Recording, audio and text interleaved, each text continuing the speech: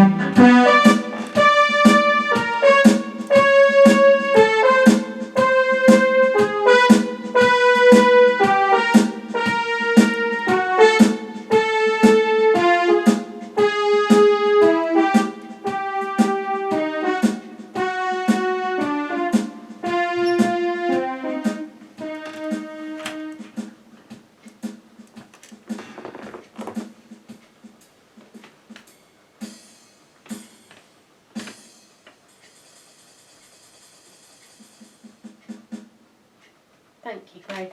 So let me just talk a little bit about the movement 2 first. So in the actual exam sheet it says, in this movement no beat is required and performers are at liberty to play ad lib, making use of rubato to emulate the sound of the rain hitting the train windows. At the end of the movement, the rhythm is put on as the train begins its descent into its destination. Please note the attacker at the end of movement 2, so candidates continue straight onto movement 3 without stopping. Now at the attacker, if you prefer, you can put a little fill in there just to join the movement up, but that's not mandatory, it's optional, you can put it in if you want to. Then in movement 3, the train stops at the station, so the tempo button is decreased in stages until the train grinds to a halt. So it's the opposite of what you did in movement 1, where it became faster and faster and faster. So going on to the Rainy Journey, which is in movement 2, again you will notice that we've got a very difficult key signature of D flat major, so do be careful when you're actually playing and make sure you do play all your flats here as well. There are a few dynamics in this too, so the use of the expression pedal will add that extra little bit of flavour. You've got an MP marking and you've also got an MF marking as well. Now, when you get to the section where you put the rhythm on again, just be aware in your head of the actual tempo so that you do keep up with the backing. You tend to forget that because you've been in movement 2 week, you have no backing, that you think it's going to be nice and slow, but it does actually go on quite a fair lick there. So make sure you're well aware of the tempo that you have to do.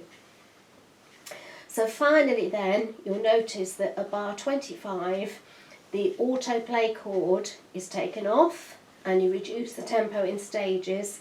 There's also a forte sign going down to a diminuendo.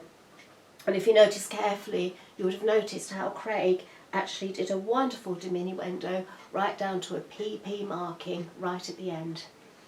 I also suggest as well that if you've got an ending button on your keyboard, that you put an ending on as well, because that just finishes off the performance in its entirety really nicely. Again, it's entirely up to you what voices you use in this.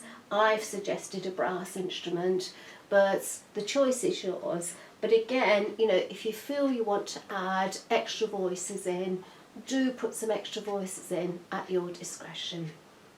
So Craig, if you'd like to just give a final performance for me. Yeah.